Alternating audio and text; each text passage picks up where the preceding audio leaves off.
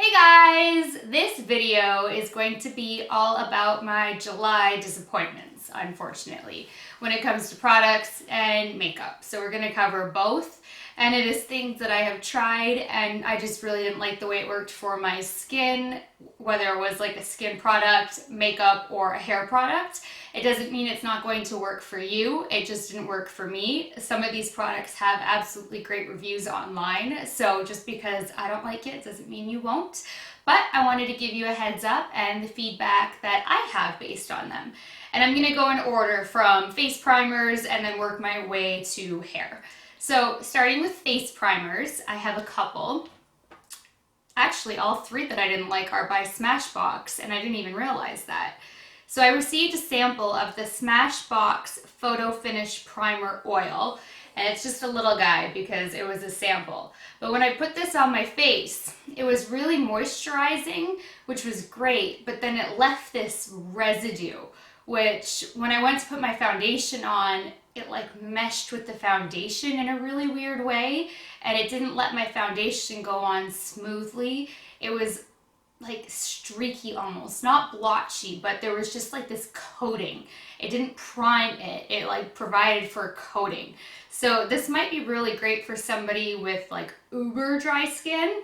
I feel like I've got normal skin. It's not really dry. It's a little bit sensitive. I mean, it changes with the seasons, but if you've got really, really dry skin, it might be great because it might help just go and give your skin that extra boost of hydration before makeup. But if you've got normal skin, I would stay away from this one. And then the other two Smashbox primers were the Photo Finish UVA UVB SPF 15 and the Photo Finish Luminizing. So these two little guys, what I didn't like about both of them actually is the same thing. Even though one's illuminizing and one isn't, they both feel very silicone-y. So you put it on and it's again something that feels like you're coating your skin with silicone. It's not something that absorbs nicely into the skin to help prime your face for foundation. It actually feels like you're putting silicone on your face, and then it feels like your foundation is sitting on top of the silicone. And then it got a little bit blotchy and it was just really uncomfortable. So I really didn't like either one of these two primers. The next really disappointing product was the Dior Skin Nude Concealer.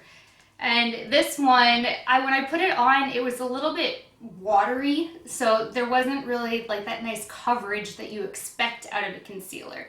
It was too sheer. So I suppose if you're looking for a sheer type of concealer, this might be good for you, but for me it was very water-based and I didn't get the coverage to, get the dark under eye circles, and I just wasn't impressed with it, and it just wasn't worth what you pay for it. So I would stay away from this concealer. My next disappointing products have to do with lips. So I actually did go and try to give a drugstore lip gloss, I guess it's more of a lip chap, a go. It is the Maybelline Baby Lips Crystal. And it looked super cute. It's this pink color that's got like the littlest bit of shimmer in it, so I was sold. I thought the color looks great. It says that it's moisturizing, so I brought it home, I tried it out, and there was zero moisture. I mean, there was like not even any color on it. So for me, this was actually a total waste of money, even though it was drugstore priced. It's useless, and it's probably gonna end up in my trash, because it's just, stay away from this one. If you're looking for moisturization, color, shimmer, anything, you're not going to get it out of this product. So if you guys watched my Sephora overhaul, you know that I like rant and rave about the Fresh Sugar Lip Chap type of moisturizers because I think that they are absolutely amazing. You get a nice color coverage out of it that's minimal, and you get SPF protection. But they make this advanced lip treatment. So I thought I'd give it a try. It is the Sugar Advanced Therapy made by Fresh. And for some reason, this one offered no moisturization. I actually felt like it took the moisture out of my lips. and for it to be an advanced therapy, you would think that it would be giving you like uber amounts of moisturization. So I was extremely disappointed with this one because all of the ones that provide color have so much moisturization in them, and I've got pretty much every color. And then the one that is supposed to actually be a lip treatment was like hurting my lips. So stay away from this lip treatment if you're going and trying out these fresh sugar lip products, because this one sucks. I was also really disappointed with another Dior product, the Dior Kiss. This isn't a new product, but I thought I'd give it a try. This lip gloss I don't like because when you apply it, it is extremely sticky. So it's just one of those glosses where you feel like your lips are constantly tacky and sticking together in between every word that you're saying. And I know that that's a problem that most women try to avoid when you're buying a lip gloss. So stay away from Dior Kiss if you're somebody who doesn't like that like really sticky feel to your lips, because it's not good. Now, unfortunately, this Sephora brand lip gloss, it's a gloss mirror, glossy gloss galore. It's really cute. It's got so much glitter in it. It's this amazing pink color, and I actually love the color, but again, this one is so sticky. So I don't understand why they're making them so sticky. But this one I will still use again because the color and the glitter in it just makes your lips pop, and it is so pretty on the lips. So I will suck it up with this one for how it comes across to others, because it does look beautiful. And I mean, at the end of the day, the stickiness is just what you feel, not what is being shown to others. So I will use it. It's just if you're somebody who really can't handle the textures, unfortunately, this is a sticky gloss. And then my last lip gloss product that I was not happy with is the Lancome. This one I got in Mangoes Wild. It's their new one. I can't actually remember what it was called. It comes separated, and then you have to shake it up and to get the color. And what got me was it's like this super cool tip that you just never see. So it's got like this pouncy tip. So when you're applying it, it like pounces off your lips, and it's super fun to apply, but there's like no coverage of color. So I was layering it and layering it and layering it to try to get color. And as you can see, once you mix it, this one looks like, well, it takes a minute to mix it, but it looks like there's so much color in this one. And then once you put it on your lips, it's really, really sheer, and it's not advertised as sheer. I wish I could remember what it's called. I will find out and I'll link it below so you guys know what it is. But I mean, it is super fun, and if you want a sheer little lipstick gloss, then this would be great. I just wasn't looking to buy a sheer lipstick, so that was a disappointment for me on that end. But it is great. It feels great, it smells great, it's just sheer, and it's not advertised as sheer. The next disappointing product that I have is by Makeup Geek. And I absolutely love their pigmented loose glitter, loose eyeshadows. Those are awesome, and I'm going to do a video on it. But I also purchased their loose pan eyeshadows so that way I could make my own palette out of it. And I love the palette. Like, this little Z palette is the cutest Z palette ever. I mean, it's hot pink. It's just, that's super cute. So I love the palette itself. But when I got the eyeshadows, they came so broken. Like, one was just totally shattered, and when I put it in the pan, it just fell apart. And then this pretty lavender one, I was missing a chunk right out of it. So right off the bat, those two were extremely disappointing. And then they want you to send them back, and they only cost $5 or $6 a piece. And then it's not worth paying shipping to send it back over like a $6 item to then get a new one. So I thought I'll try it out, and if they're amazing, then maybe.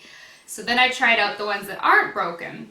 So then the other three that were great, well, appeared to be great, I put them on, and as you can see, they look like warm tones. And once I applied them, they were all cool tones. I don't know how that's possible. These look warm. I don't know how they became icy, but they became icy. And I did everything that I normally do. There is no silver in them whatsoever. If anything, there are just more warm tones built within these shimmer glitters. So I didn't like that because that's not the look I was going for that day. And then on top of that, these are so powdery. The fallout, like I take my brush, I pat my brush off, and then I apply it, and the powder fallout that came onto my face was just absurd. So luckily, I do my foundation last, but most people want to do foundation first and then eyes. It's just natural. So had I done that, I would have literally had to take off my foundation and redo my face. So as a little tip on the side, if you girls are doing that, reverse it and just do eyes first and then do face. It takes a little while to get into that routine, but for situations like this, and if you're working with glitters, you want to be doing it eyes then face. So these Makeup Geek eyeshadow pans, I was not happy with at all. Now I have 4 mascaras for you that I was not happy with this month. The Givenchy was really such a bummer. I mean, look how cool that is. You don't really see tips like this. And it applied so well, and it made the eyelashes look incredible, but within 5 minutes, it smeared everywhere. And it wasn't hot and sweaty or anything like that outside where you're gonna have makeup like melting off your face. It just, the transfer of this formula onto your skin was awful. I don't know what they were thinking when they made this formula. So stay away from this Givenchy fun little whatever this wand is, even though it looks cool. And it does apply amazing and it looks so great, but then it's just constantly smearing everywhere and then you look like a raccoon and that's not cute. The DiorShow Iconic is also a pretty crappy mascara. I have this one linked in one of my websites for like products that don't work. And I don't know what it is about this one. It just does nothing for the eyelashes. I love Dior mascaras, but this one, it didn't give much coverage. I layered and layered and layered. It didn't give like any va-va-voom, nothing. It was just a crappy mascara, and Dior is expensive, so I would stay away from this one. They're Real by Benefit is also just not a great formula. These kind of brushes I usually like for my lower lash line or for little touch-ups just to get the tip of the lashes, but I just wasn't happy with the formula. It just didn't do anything special. It was like any other mascara except paying Benefit prices without getting any kind of extra out of it. So I just would say it's not a crappy mascara, but it's not worth buying this Benefit. They're Real. Benefit does have some great mascaras. This isn't one of them. And the last one is the Too Faced Better Than Sex, and it's so not, mascara. It has a wand that looks like this, and I usually love these kind of wands, but this one came off so clumpy. I can't even tell you the mess. And I tried it over and over and over again. I tried to wipe the wand a couple of different ways and then apply it, but no matter what I did with this mascara, it was so clumpy. And I have one of those brushes where you can brush through your eyelashes to get the clumps out, and there was just no saving this mascara. So Too Faced also has amazing products, and I love Too Faced, but their Better Than Sex mascara is not what's up. Stay away. The Urban Decay All Nighter Long Lasting Makeup Setting Spray does work really well at setting your makeup. So if that's what you're looking for, is just flat out, you want to spray your face, set your makeup so it does not move all night because you're going out partying, you've got a wedding that you're standing up in all day, you're dancing all night, I mean concerts, whatever. It holds up your makeup, but it feels awful. And I've got, for my July favorites, one that works amazing, that holds your makeup up for like 18 hours, and it feels amazing. You don't even feel the need to want to wash your face, so I will touch on that. But this one is great for what it does for making your makeup last, but I hate the feel. It almost makes your face feel like tight, like, ugh. There's this awful feeling to your skin when you spritz this all over your face. So I don't like this, and I'm disappointed because I love Urban Decay. This spray is just not what's up. Lastly, we're gonna move on to hair products. So I, as I've mentioned quite a few times, am in love with using all different kinds of SPF products for my hair and skin, everything. So I decided to give Aveda a try. It's the Aveda Sun Care Protective Hair Veil. So when I put this on, not only did it kind of feel funny in my hair, it did not smell great, and after being in the sun, my hair felt cooked. I didn't feel like it gave me any kind of protection, moisturization, nothing. It was awful, so I would not buy this SPF hair. I would stay away.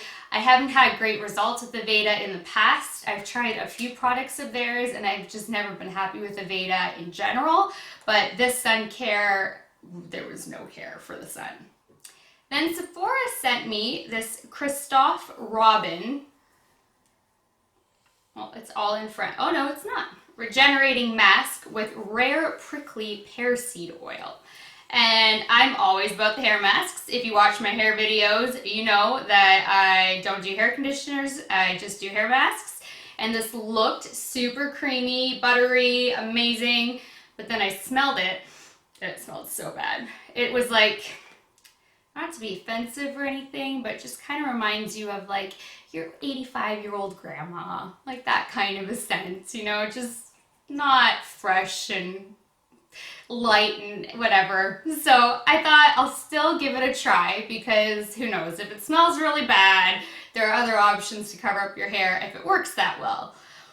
Well, it didn't. I felt like my hair actually dried almost really light and frizzy. It moisturized it, but it wasn't a great hair mask. And then it smells awful. So I will not be using this again. My other two hair masks that I mentioned in the hair video are amazing. I think I'm just going to stick to those unless Sephora sends me more samples to try. Otherwise, I don't even think I'm going to buy other ones. I didn't buy this one either. They just sent it to me. But it's just, stay away from this one. The last two products for this disappointing video are by Philip B.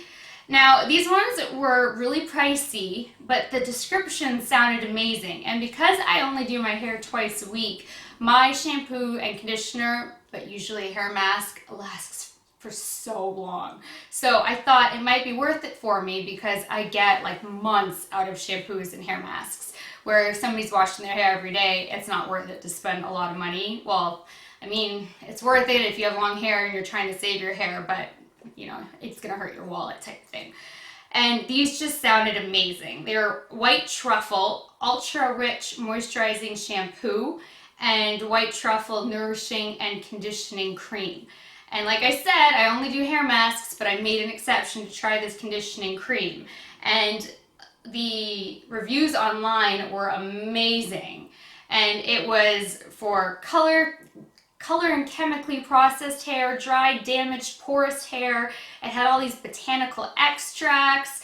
I mean, white truffle, lavender. There's so many amazing products in here. And it tells you how hydrating it is for coarse hair, thick hair, chemically stressed hair. I mean, how it's supposed to enhance color, detangle, tame frizz. It sold me. And first off, it smelled bad. Like, I've got a sensitive nose, but I know a lot of people are sensitive to scents. So right away when I smelled it, I was like, oh, like, really, guys? That kind of money and you can't make it smell good?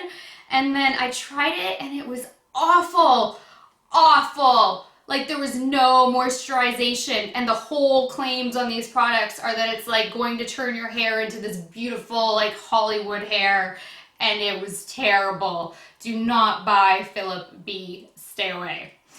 So, I hope that you guys learned some things from this video. Like I said, just because it didn't work for me doesn't mean it won't work for you, but these were pretty crappy products, and I don't want to be a hater, but I want to share with you my trial and errors because at the end of the day, I'm also trying these out to give you guys feedback. I'm kind of in this like purchasing makeup because I love playing with it, but I also want to do reviews for you guys. So I hope this was helpful, and leave your comments, feedback, any questions, and I will talk to you later. Good night, good morning, wherever you are. Love you. Bye, guys.